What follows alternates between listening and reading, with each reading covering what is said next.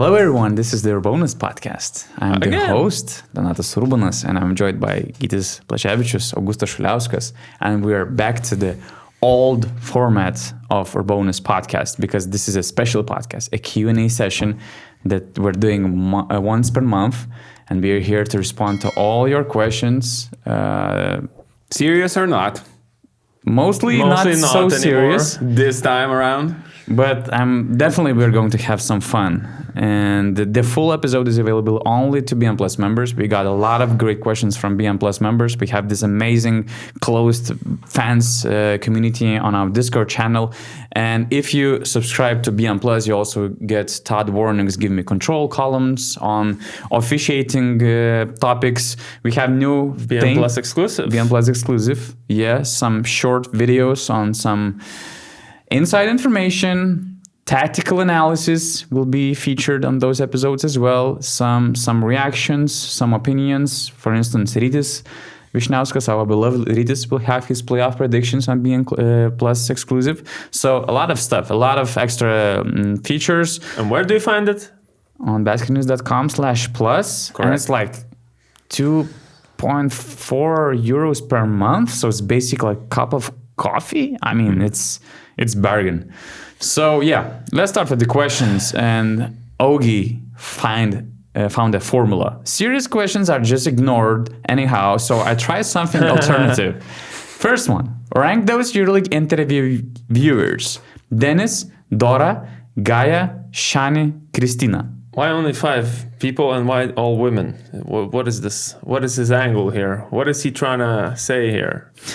What does he want to do? Set us up? Yeah, he wants to set us up for ranking them on what exactly? That's my question. How good they are interviewing people. I mean, that was my first thought, so I started analyzing, and then I'm like, it might be way simpler when we're thinking. A manly question. Well, I can say only a few things about these wonderful women. That one of those... let's say Dora, I feel like has a bit of a bad habit when doing the post-game interviews or the halftime interviews. Her bad habit is providing a 1-minute analysis of the game, then just dropping a question in there as well, but mostly just giving an analysis of how she saw the game and leaving no space for the coach or for the player to actually give a proper opinion or reaction to what happened. And I feel like it's happening every single time. I don't know if there's a demand for this in Greece or anywhere, but to me personally, it just is too much, especially after a great game by Kendrick Nunn, where you should praise or you should give him the microphone.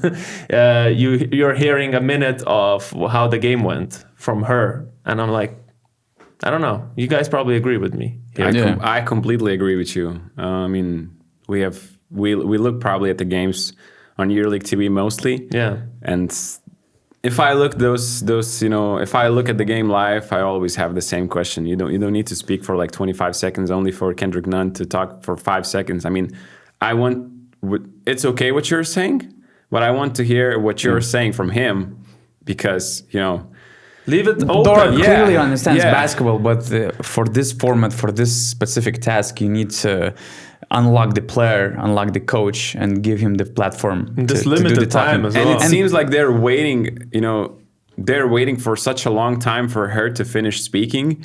And then they're like, okay, I need to answer this quick because I need to go to the locker or whatever. So for any different kind of content like pre-game stuff or whatever, that's cool. But not a quick pre-game, halftime, or post-game interview. Yeah. I want to hear the player speaking. I just have another point to make about from the perspective of women in basketball working, obviously.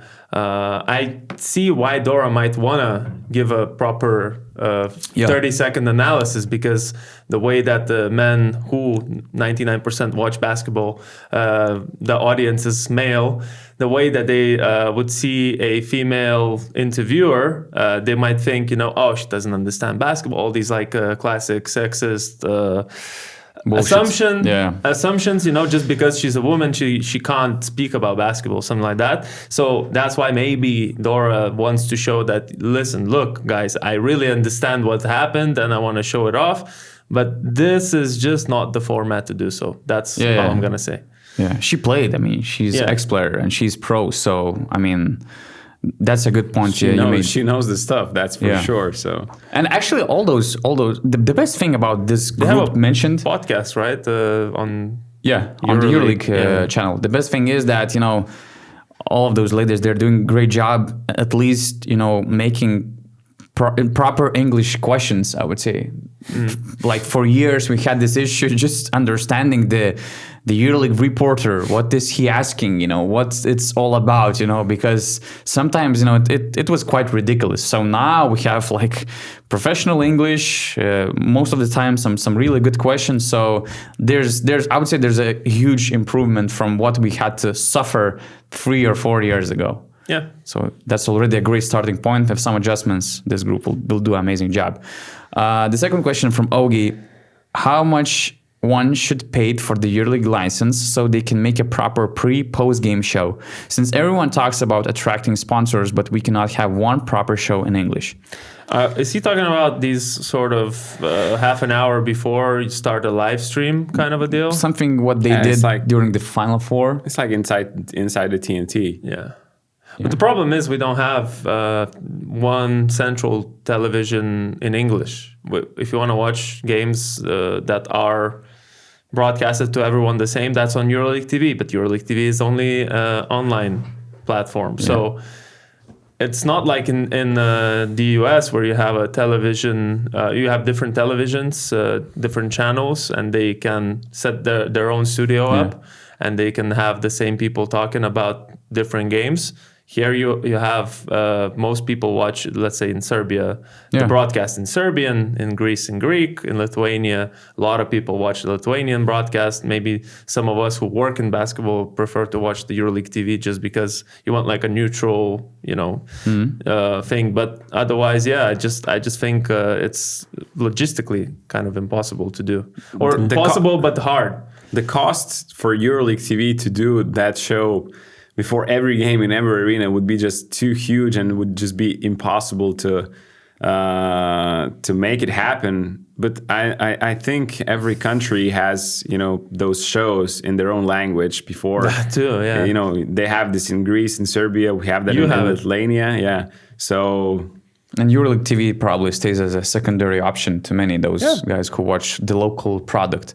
But from what I heard, I mean, even during this season, maybe you've noticed they did have some live studios in some games. Greek derby, I remember. And probably Belgrade's derby as well. And from what I heard, they were testing this format and something might pop out for the next season. So that would be interesting to have at least one game covered that way. Yeah. Because the rivalry series, I think, or something like that. Because it was awesome to see players, joining the studio and giving some fresh emotions in general and their insights. So this is something what we need actually, but it's just like not sure how profitable it is for the EuroLeague. Another thing was 2 commentators in the rivalry games this season. Which is awesome. Much better. Yeah. 10 times better. Come on, like one commentator is a thing of the past. Is a thing of the past. So for sure. Third question: can referees that take steroids be a good referee? How does it impact their mental clarity? Wow, we are going downhill with these questions from Augie. That's actually true because you're gonna hear the next question as well. But I mean, can we even answer this? I'm not a medical expert. Who is taking steroids? So my initial thought that this question is related to Mehdi Difallah. I mean, probably the most fit referee that they have in the EuroLeague. Biggest biceps. And I tried to do my research. Goes to the gym. The guy just goes to the gym. All the referees, I mean, as long as they remember Mehdi Difallah and officiating, they remember him just being fit all the time, being big, and strong and stuff like that. So, I really doubt that. I tried to do my research, but I really doubt that he's taking steroids. The guy is just fit. You need to look at him like without the shirt, and we never will see that. So, because there's like some signs. I've watched a lot of content about different like fight fighters using steroids or different like the WWE wrestlers using steroids. There's some signs like something with the stomach happens, something with the nipples. the nipple, something happens. Why do you know that stuff? Like, to answer this question, we need to see Difallah's nipples. I'm sorry, guys. Oh my god! And we are like 10 minutes in, I'm and not this an is expert going in steroids, but tragically. I really, there are some comedians in Lithuania who take steroids and they really look anxious, stressful all the time. I'm not sure if taking steroids actually help you. Oh, definitely not. During EuroLeague games. Sure. Steroid in this rage. fast-paced decision-making business. There are bad things about steroids, Yes. for sure. Do you have Mehdi's number? No. Oh, we could call him and ask. Yeah, that would be funny, actually. Do you take Like steroids? our colleague Carlos does in the Lithuanian podcast. Just calling and asking. We is- can is call the way. another referee if we look at the next question. I actually skipped that question, man. It's Answer is ridiculous. Tom really. Ford. But the fifth one is interesting. Should we require that EuroLeague home teams have courtside baddies, and how much this would improve the game? So, guys, one more time, can you explain me what are the baddies actually are? What is Attractive this? women sitting courtside. Essentially, Okay. what used to happen with the Golden State Warriors games when Jordan Poole was there, and obviously San Francisco. There's a lot of celebrities, a lot of people who would come to the games, and whenever there were some attractive women who are also celebrities in the courtside seats, the players start playing much better, especially like guys like Jordan Poole. Jordan Poole's sliders go up by like 20. Yeah. Okay. All the attributes go up, and Once there was this Rihanna moment, right? Yeah. With LeBron or KD or Curry, I don't remember. I think with LeBron. a single baddies moment that I remember in my life. The most recent one that the Twitter went crazy was Sinisa Lee, an Olympic champion in gymnastics, where in New York, Madison Square Garden, and OG Anunoby just went completely nuts, probably played his best game of the season. And he was caught looking at the screen when Sinisa Lee was shown there. And then he just went off, and the Twitter and New York media went crazy. This was the biggest story the next day, the next morning. So, and a lot of New York fans even like were replying to those posts that she needs to be there for every game. We want OG Anunoby playing as he played last evening. So this was a funny story. Maybe Ogi had a great point. Like, if you go to the gym and there is some lady next to you, I mean, let's be honest. 80% of men start, lifting more weights, being stronger and stuff like that, trying to prove something. So maybe Ogi has an actually interesting point. Okay, NBA Europe licenses. I left you there. We'll cut that part to out. sink or swim I think by yourself. Yeah, we wanted nothing to do with that. This was coming from from another BN Plus member. What's going on regarding these 3-year licenses offered to clubs, and will offers change in case some shareholders leave for the NBA? So it's quite simple for the next season. The current shareholder licenses last until summer 2026. So there's no chance that Madrid says, hey, we're out of the EuroLeague, and they're leaving the EuroLeague next season, actually. So EuroLeague is being precautious.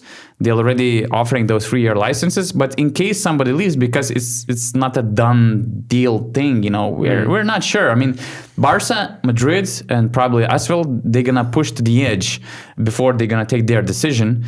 But EuroLeague, so in case there will be some openings, EuroLeague, will do their research who they could invite, because even with the current situation, let's say there are more teams that want to make the EuroLeague than actual spots in the EuroLeague. So, I mean, then, of course, if you're losing Madrid and Barca, they're top budget teams, huge EuroLeague contracts, you have to have different criteria of what you want to get in. And probably you turn to like London Lions project, all the other projects.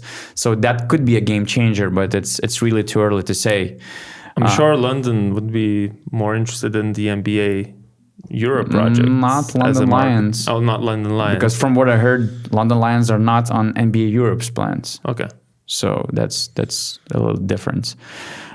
Is expansion happening next year, and which new clubs are joining next year? Is Hapoel Tel Aviv certain to play if they can't host games in Tel Aviv?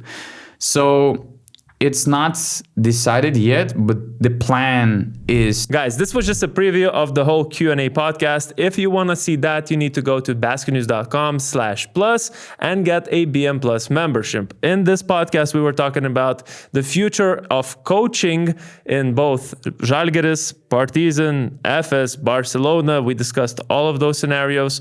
Also, we looked at the problem of aging in the EuroLeague and how youth teams should develop the young talent and actually make EuroLeague younger. Also, a bunch of different random questions, but all of those you'll find, as I said, in basketnews.com/plus. So get your membership now.